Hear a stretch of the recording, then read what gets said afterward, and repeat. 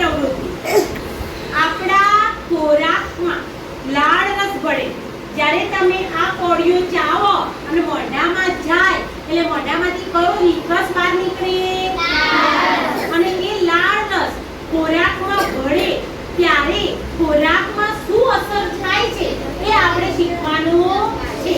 તો ચાલો પ્રવૃત્તિ દ્વારા શીખીએ કે ખોરાકમાં લાળ રસ ભળે ત્યારે ખોરાકના અંદર જે સ્ટાર્ચ રહેલો હોય એનું રૂપાંતર શર્કરામાં થાય છે। સમજ પડે છે ને? આ શું છે? રાંધેલા ભાતની અંદર શું હોય? સ્ટાર્ચ। હવે આ સ્ટાર્ચના અંદર લાળ રસ ભળશે ત્યારે શું એમાં સ્ટાર્ચ રહેશે ખરો કે પછી સ્ટાર્ચમાંથી કે બીજા પદાર્થમાં ફેરવાશે એવું આપણે શીખવાનું છે। તો ચાલો સૌથી પહેલા આપણી પાસે બે નાના સ્પીકર શું છે? સ્પીકર। ચલો એક સ્પીકરમાં થોડાક ભાત નાખો પહેલા।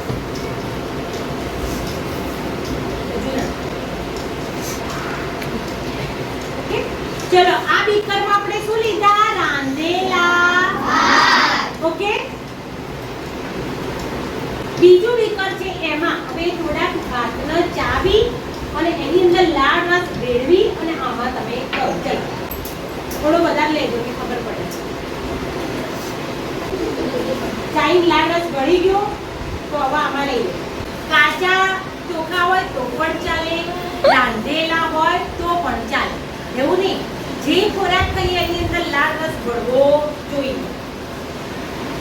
ઓકે ચલો આ ચાવેલા ચોખા છે, રાંધેલા ચોખા પણ કેવા? ચાવે। તો અંદર શું ભળી જાય? અંદર લાળ રસ। ઓકે ચલો આ રાંધેલા ચોખા જેમાં લાળ રસ ભળ્યો નથી, આ ચાવેલા ચોખા જેમાં લાળ રસ ભળ્યો છે। ચલો હવે આપણે આ શેનું દ્રાવણ છે? આયોડીન। તો હવે આપણે આયોડીનનું દ્રાવણ છે, બરાબર ને? આપણે છઠ્ઠા ધોરણમાં ભણ્યા ભાઈ આયોડીનનું દ્રાવણ કયા શેના ઉપર અસર કરે છે? સ્ટાર્ચ ઉપર કેવો રંગ બનાવે છે? બરાબર ને? તો ચલો આની અંદર સ્ટાર્ચ છે? તો ચલો આપણે શું નાખીએ અંદર? આયોડીનના ટીપા। જુઓ આમાં કયા ચોખા છે? રાંધેલા ચોખાની અંદર શું હોય?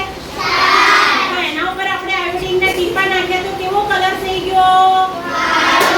બરાબર। ચલો આમાં કેવા ચોખા છે?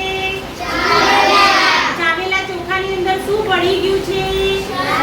લાળ રસ। શું ભળ્યો છે? ચલો આમાં આયોડીનના ટીપા નાખીએ। નાખો।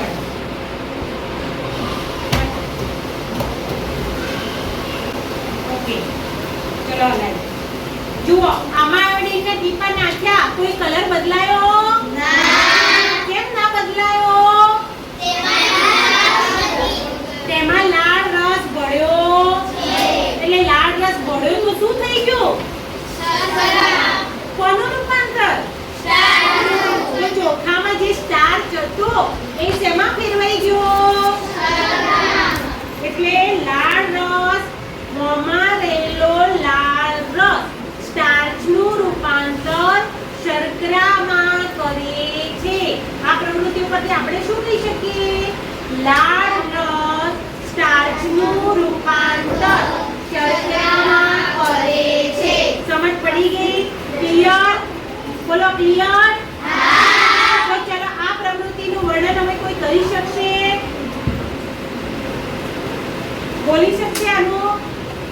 આપણે હવે લખવાનું છે પેપરમાં અને આપણે સ્વાધ્યાયના ચોપડામાં તો બોલી શકો ખરા? આપણે જોયું શું લીધું ભાઈ? સ્પીકરની કહેવાનું શું લેવાની? બે પહેલી કસરણીમાં શું લીધું? બીજી કસરણીમાં શું લીધા? પછી એની અંદર કયું દ્રાવણ નાખ્યું? આયોડીન। તો પહેલી કસરણીમાં કયો શું અસર થઈ? તો શું કહી શકાય ભાઈ? રંગ ભૂરો કાળો થયો તો ચલો બીજી કસરણીમાં શું થયું? તો આ ઉપર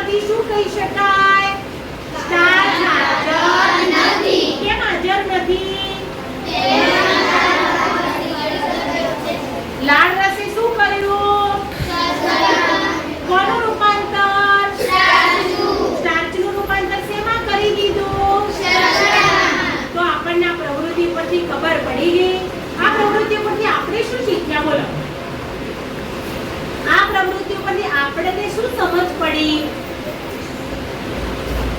જાનવી બોલો.